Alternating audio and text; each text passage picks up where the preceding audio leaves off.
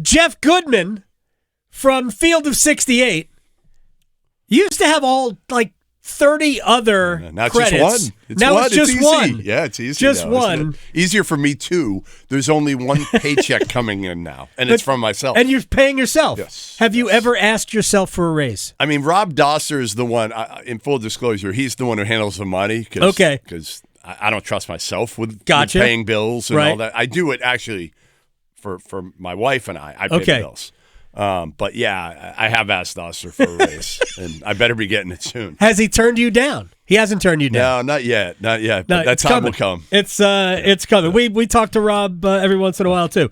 First of all, you guys do an amazing job. But we're going to start. Yeah. You're here. Yeah. For the Hurricanes. Of course. This is awesome to me. First of all, I didn't know you were coming into town. I know when you're in town sometimes when it coincides with basketball. Yeah. And I know between you and your daughter Talia, who is going to be way better at your job than you. Yes. No doubt. No doubt. I mean, and covers women's basketball, and she kills it. At 21 years old, and while going to school full time. She's still at IU? Yeah. Still in Indiana. Yeah. All right. So, by the way, she has been a guest on my Canes podcast. She was going to be here, but the problem is, so she's trying to graduate early, so she's taking 2 summer classes. Right. One of which was from, I think, 10:30 to 11:30, and then she said, she's like, Dad, I got to do work for the portal. Right. Actually, not the portal. I'm sorry. The portal's kind of over. It's more recruiting. She goes full into recruiting mode now. Right. I don't anymore. I'm too old for that. Yeah, I don't blame you. I'm not doing that anymore. I did that long enough. Does she do it all herself? All of it. Yeah. You have help? She works for On3. Yeah, I didn't back then though. When I got into it, it was similar. The first big job I had, I worked for Scout. I did a bunch of freelance stuff back when newspapers. I met you when you existed. were with CBS. Yeah. So it went Scout, Fox, CBS, ESPN, Stadium, now Field of 68. But, most of them, they really didn't care what I was doing. Like, I remember when I was at Fox, I remember going to an event down in Puerto Rico, one of the Puerto Rican, whatever it was called, Puerto Rico shootout, whatever. And they didn't even know I was there. I filed a story from Puerto Rico. I was at the games, and then I think I filed the story from the beach. They had no idea where I was. So, just to kind of say, similar, but the times have changed so much now with the portal. I mean, those were the days I put together the transfer list by myself, reaching out to every coach. Right. First year was like 250 people on it. 250. I had a kid come up to me. I was going to abandon it. And I had a kid come up to me at Northeastern. I was at a game, and he said, thanks. And I'm like, thanks for what? He's like, thanks for putting me on the transfer list. He was from UTSA. Okay. And the only reason he got to Northeastern was because of my list at that point. Right. So I'm like, I'll keep doing it. Very nice. Yeah. All right. How did you become a Caniac? Was Talia first to this? Yeah, she's the only reason. She wrote for Canes Country for a while. Yes. I grew up a Bruins fan. I know. I understand. I hate to say it around here, I but assume she did too. Huge. Now, she didn't really grow up as a big sports fan. Okay. So she didn't have an allegiance. I did. I mean, I grew up in the Terry O'Reilly, Mike Milbury, were you Stan there when Jonathan. Milbury beat the guy I with his wasn't own there, shoe? but I see Terry O'Reilly. Like, I lived till we moved recently to Charleston. We lived 5 minutes from Terry O'Reilly. I mean, they were the goons. Yeah. They were the goons, And so I grew up as a huge, huge, huge hockey fan. And then I kind of lost it for a while just because it's hard when you're covering college basketball the way I do. Yeah. It's very hard to tell your wife that you're going to watch anything else. Right. Like, for me, it was college hoops and then football. I fought for NFL on Sundays. But other than that, I'm not even fighting for anything else. I'm imagining the conversation. Yeah, That's like so funny. I'm going to tell my wife, no, we're going to sit home and watch a hockey game or even college football on Saturdays, occasional. But I lost hockey. And then Talia, she probably doesn't want me saying this, but in high school. She's not listening. She's studying. She's studying. I don't know if she's studying, but it was a boy. A boy in high school was a big Canes fan back then. So he somehow got her into hockey, got her into the Canes, and thus she became a diehard Canes fan and the biggest Svetch. I mean, she's got like 5 Svetch jerseys. and the coolest thing, how about this? The coolest thing is, and this shows what a great guy Andrei Svechnikov is I followed him on Twitter. He then followed me back. I DM'd him. This was probably 4 years ago or so. And I said, hey, man, my daughter's a huge fan at this point. This is before she was getting into writing, really into it. She was more a fan. And I said, hey, is there any chance that, I can get a jersey you're assigned? She bought a couple. Can I send one to you? He literally DMs me his wherever he's living. Right. Not send it to the facility, send it to my house or condo, apartment, whatever he's living in. And that thing was back to us in like a week. Really? Yeah. Yeah. Just That's a pretty class cool. guy. We've never met him. Oh, man, he's dynamite. Is he a good dude? Yeah. He seems it. Much fun. He seems like a good dude who's kind of happy-go-lucky. Very. Right? He's never had a bad day. Yeah. Ever had a bad. And like when even the other day? You don't think it was a bad Yeah, it wasn't a great end, right? Great end. It wasn't a great. The first 5 minutes were good. We can get into this, but the first 5 minutes, I'm like, okay, they're playing tough. They're playing physical. They're hitting. This is what I came here for. And for me, the hardest part of all this is I don't pay for tickets very often. Right. Okay. I just, for basketball, I just don't. I'm covering You're there for free. All the time, I'm able to go. And then for NBA stuff, I'll occasionally pay for like a Celtics game, but I covered most of them as well. So rarely will I pay big money for a ticket. But Talia was like, we're going. And I'm like, all right, you're making money now. You can pay for your own ticket for game one. But my wife came the other night. She had to go back to Charleston yesterday. So we stuck around, just Talia and I. And I walked out of there the other night, and I was like, how do people do this? Yeah. How do people do this? How do they put forth this type of money and walk out of this sporting event and say, like, I was like, I want my money back. Like, this was an awful performance. That was the type of performance where you're like, you walk out and you're like, this sucked. I had nothing to cheer about. The only time I cheered about anything was when they got a goal off a skate. We did. That was it. That was the only time I cheered. Well, we got another goal, but it didn't come off his game. Yeah. I didn't think that one was even legal at the time. I wasn't sure. A couple of years ago, it might not have been. Right. I think that if you can kick a puck to a teammate, then you should be able to kick it into the goal as long as your skate doesn't leave the ice. It becomes a player safety issue if you wind up and try to garrow your I guess Premier one in. If you can use your stick and redirect it, why not be able to use your skate? So good goal. Glad it counted. I thought it would create some momentum for the second period. To me, first of all, I can tell you're a diehard fan, and that's good. The game was better than you think. That the way they played. The difference in the game is that when Florida had their chances, they're goals. They weren't just goals, Adam. They were unstoppable. Those shots were put in corners where, honestly, Freddie didn't have much of a chance to save those. He might have been able to, right. I don't disagree with that. They were hard goals to blame on him. Yeah, I thought there were two goals I think he could have done better on. Yeah. I would have liked to have seen him attack Verhaeghe on the first goal. Yeah. Because Verhaeghe. You're right. He had all day. He had all day. Sitting there all day. All day. Yeah. And Freddie was already down. Yeah. And so he was kind of small. So that was my only criticism of him on that goal. He could have fought around the screen on the Bennett goal that made it 4-1. Okay. Sometimes I was listening to Martin Baron, who is a former NHL goalie, does serious work in Sirius XM, also a friend of this program. Buffalo Sabres. I was actually in Buffalo and covered him. He was a dynamite guest. And he was like, he says, I think Freddie might have just sort of given up on the play, thinking that I'll just stay in position rather than fight around the screen. But don't be upset when you walk out of there. It's still a good time. You enjoyed yourself. It was not a good time. You didn't enjoy yourself for 2.5 hours? No. Would you rather 4 overtimes of that? Yeah.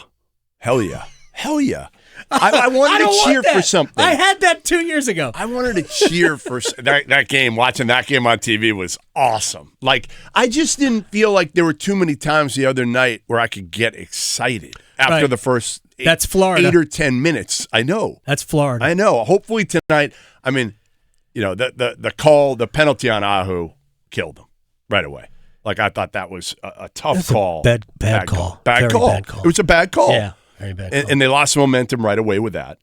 and Keep they up were the never power able play to. goal. Yeah, they were never able to kind of get back. They got to get the crowd into it, and the crowd was into it anyway at times. I mean, the atmosphere there is so good. Yep, It's amazing. It's as good as, we talk about college basketball, Duke, Kansas, some of these places I go to that are amazing. Right. It's every bit as good. Oh, no, it's amazing. Yeah. It is. It is a really loud house. Yes. It is unconditional love, too. Yeah, which is cool. Yeah, and it does combine. Like, we had the outdoor game here 2.5 years ago. Yep. And it was the perfect combination of college football and hockey. It was an incredible, incredible environment to be at Carter Finley. It was also the coldest I've ever been. Oh, well, you're soft. You're down here. Like, I grew up in Boston. Okay. That's why we moved to Charleston. Because I'm soft. So now, yeah. I yeah. appreciate you admitting it. Yes. So it was so cold on the ice. And I really thought about taking my stuff inside after the game was over. But I ended up doing everything from right there at the rink. But I was cold. You're already numb. You're already numb at that point. It didn't matter. But yeah, so the atmosphere at Lenovo is tremendous.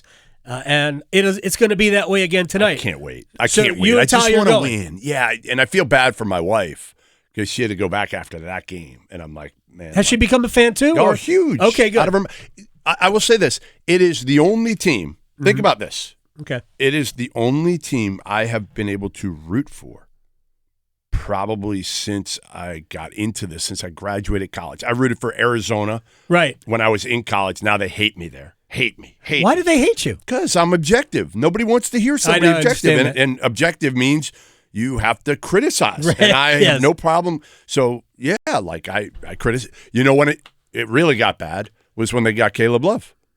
Oh, really? Yeah, I said, like, I don't like it. I don't like it at all. He's not going to bring him to the promised land. He's not going to bring him to the Final Four. He had some big games for him, though. Of course he did, but he was the same way he was at Carolina, up, down, sideways. Like, you never knew what to expect. You couldn't trust. You could never trust Caleb Love. Except you never knew when they were were playing Duke. Yeah, I guess. Yeah, true. He's had some monster games, he has. even at Arizona against the Blue Devils. We'll get back to hockey before we leave. We have about 10 more minutes left. It goes fast, doesn't it? It does. Well, you and I. Yeah, yes, it's true. You and I could do this all day. That is true.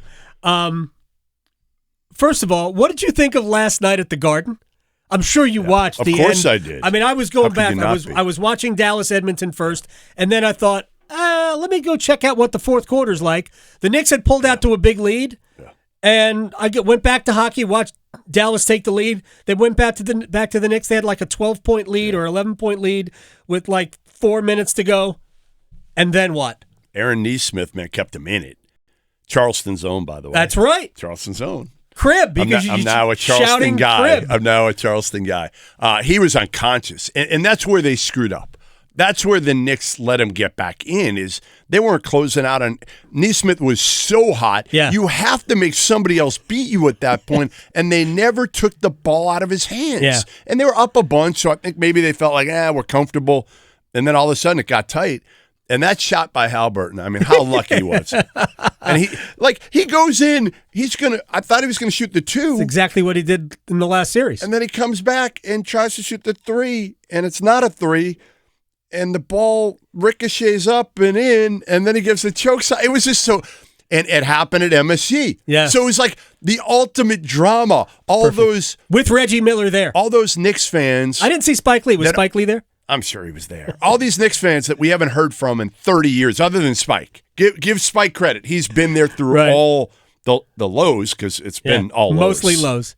And now you see all these guys come out of the woodworks. Yeah. Like, where the hell were you? Where the hell were you? Like, I got buddies of mine now that are coming out, and I'm like, no. You're not a Knicks fan. I didn't hear from you for 30 years. Right. Enough. Well, there was nothing really to be excited about. Right. I grew up a Knicks fan, so I used to go to the Garden a lot. Yeah. My favorite Knick is Bernard King. Oh, man. Could he still score. Bernard King. The Bernard King-Larry Bird shootout? My gosh. Well, the 84 first-round Knicks and Pistons, one of the best series, and I went to a few of those games. One of the best series I ever saw. King and Isaiah Thomas, who had like 30 in the fourth quarter of one game. Just ridiculous game. I think that was game 5. But Bernard averaged 40 points a game in the series. Score in his sleep. And the quickest release. I've ever seen. Real quick. Yeah. Tatum's injury, Jason Tatum's injury. Yeah. That's a crusher for obviously the Celtics. Duke fans, we know we have a lot of Duke fans here. I mean, it's a hit. Obviously, out for all of next year. Yeah. I mean, going to come back. Is he going to come back better than? Probably not. Right. I mean, it's hard for me too. Like there are a few players. There are a few players. You know, you're supposed to be objective, right? But like I've known Tatum since he was 15, and he's one of those few guys that hasn't changed. Really, in a way, like he is who he is. The only way he's changed, and the coolest part of being in Boston, I was there when he got drafted. Did the ESPN draft, and watching him grow as a man is the coolest thing ever. Because he didn't say 2 words. He was super quiet when he was a kid, even through Duke. When he got to Boston, I remember rookie year talking to the media people that were covering him. They were like, he is the worst interview ever. And I'm like, yeah, I know. He doesn't really like doing it. But then he had a kid. Yeah. And I think that forced him to grow up a little bit. But it's just, it sucks. Because Jason Tatum's such a good dude. And he's a guy that, again, you pair him with Jaylen Brown as the number 2. Or Derek White as the number 2, whatever. You're going to keep those 2 3. 1s and a 2. They knew they were going to have to get rid of either Porzingis or Drew Holiday or both. So, like, Brad Stevens was going to have to make moves anyway. Now, and I've said this, and Celtics fans hate me for saying it, the best thing that could happen next year is they tank. They suck. They have another injury to Jaylen Brown that's not serious. Right. Serious enough that he only plays 25 games and then shuts it down, and they get in the mix for A.J. DeBonsa, Darren Peterson Jr., Cam Boozer, Nate Ament. This is going to be a really good draft that is not one-man draft like this one is with Cooper. All right. I know when NC State needed a head coach, you said right away, Jeff Goodman, by the way, I should probably say who Jeff Goodman is here, Field of 68. You said right away that Will Wade was a perfect fit. I mean, I know why I think he's a perfect fit. Tell me why you think he's a perfect fit. Recruiting has gone well. Yep. The portal, it's hard to tell how the portal went. It seems to have gone well. Your thoughts on Will Wade and the Wolfpack? Yeah, I was there yesterday, so I saw Will for a while yesterday. I've known him forever, since he was an assistant coach at Harvard. He is a relentless under Amaker worker. Yeah, it's kind of sort of how he got his start. He was a GA, I think, at Clemson before that. Relentless worker, out of his mind. And I think everything he went through at LSU, he doesn't worry about the little things anymore, too. But great recruiter, really good coach. And again, it's going to be interesting here. I think they're going to get P.J. Haggerty. I think. Okay, he wanted a fair amount of money.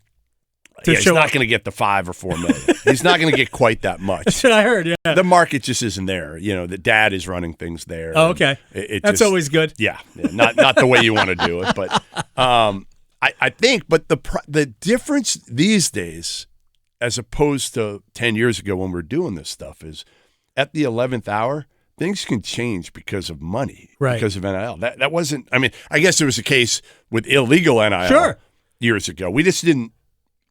It was, and Will said this yesterday. He said, it used to be, there was almost like an unconditional rule that if somebody commits or signs in this case, in some cases, but commits, that other coaches in basketball, not in football, would just say, okay, you know what?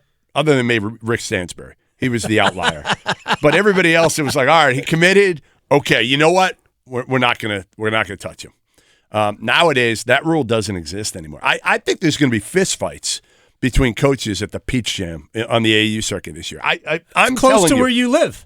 Yeah, like at any. I'm not saying the Peach Jam, could be any AAU event. I think coaches are going to get into fights because now it's like no holds barred in recruiting. There are no rules anymore. Sure, there are no rules whatsoever. So I honestly think it may not be maybe a verbal barrage, right? But there's going to be something that happens out there. It's going to be ugly. Oh, that'll be good for stories. Hell yeah. I'll have my camera ready with my video ready to go. We'll put it up there. It won't be Jon Scheyer, though. Jon Scheyer will not be yelling and screaming at anybody. He's too chill. Did you see me write this down? I was going to ask you about Jon. Yeah. But he avoided me playing pickleball yesterday.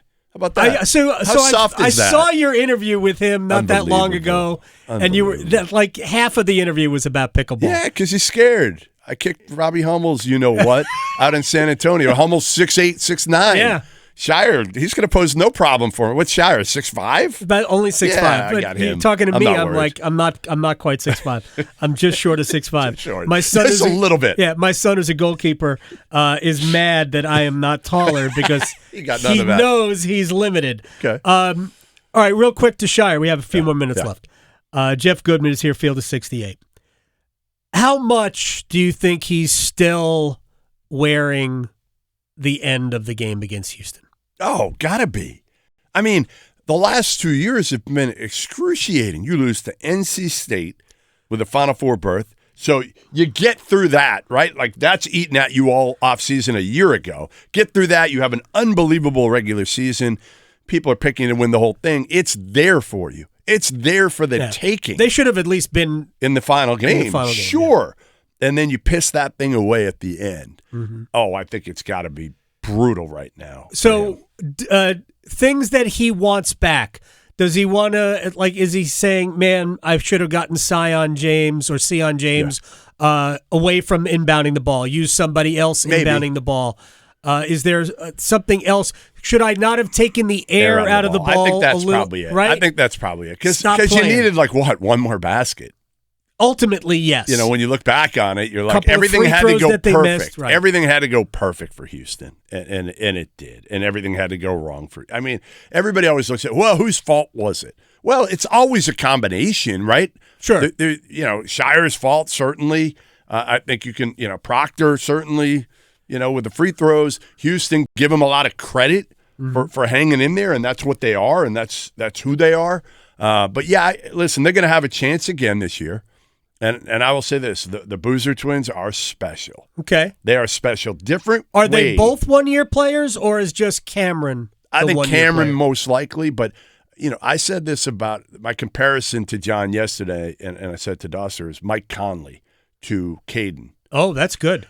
But they're different players. He only played 1 year too. But nobody thought he'd be a one and done, and they're different because Conley had blazing speed. Right. But more the fact that Conley played in Odin's shadow, came in, and nobody, he was kind of the sidekick. Same thing with Caden to Cam. He's kind of in the shadow there. Everybody talks about Cam being a double-double machine, which he is. Caden's really, really good. And I talked to Scheyer yesterday a little bit. Like, he's expecting Isaiah Evans to have a huge jump here. He should be. And what about Caleb Foster? Yep. I watched him walking out of the facility. I loved how he came back at the end of the year. How cool. Well, but how cool is it to not hit the portal? Yeah. That's a kid who could have hit the portal, gotten 30-plus minutes anywhere. Last year was not fun for him, I'm sure, most of it. He could have went elsewhere, made $2+ million. I don't know. Maybe he's making $2+ million at Duke. Probably is. But whatever. All I'm saying is he could have gotten a fresh start somewhere and been a guy. And instead, give him credit because not many kids are sticking it out like Caleb Foster has. One quick word about Hubert Davis in Carolina. Do you like where they are? No, not really. Okay. Not really. I mean, I don't know where they're going to be this year. I think it could go either way. Right? It could go either way. As we've seen over the last couple of years with Carolina, it's hard to know.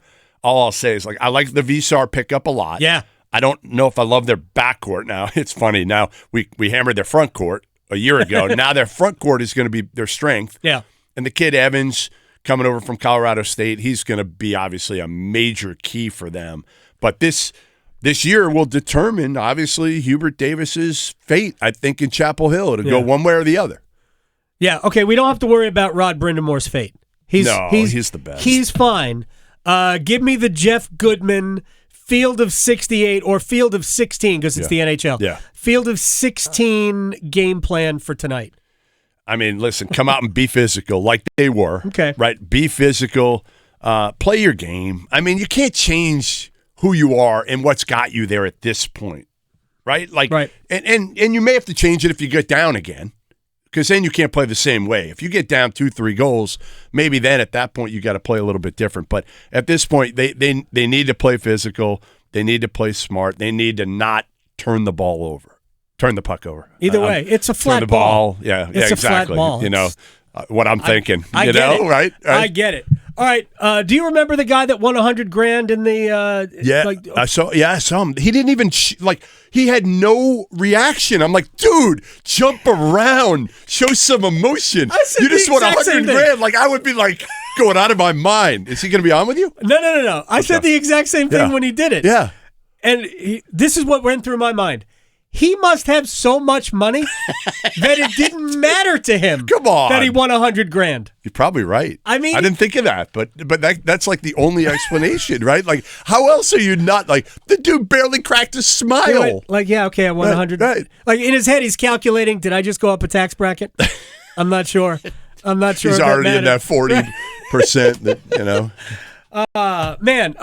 First of all, are we going to? We're going to more than 68. Soon, right? What do we got? Yeah, will you change the name? Will you go Field We already have it. I think Dosser already Field of went 76? out and got there. Yeah, I think he already went out on Twitter and got, Field of 72, 76, 78. 890? Might as well go like 160, whatever. How much would it cost to get everything, every even number between here and 90?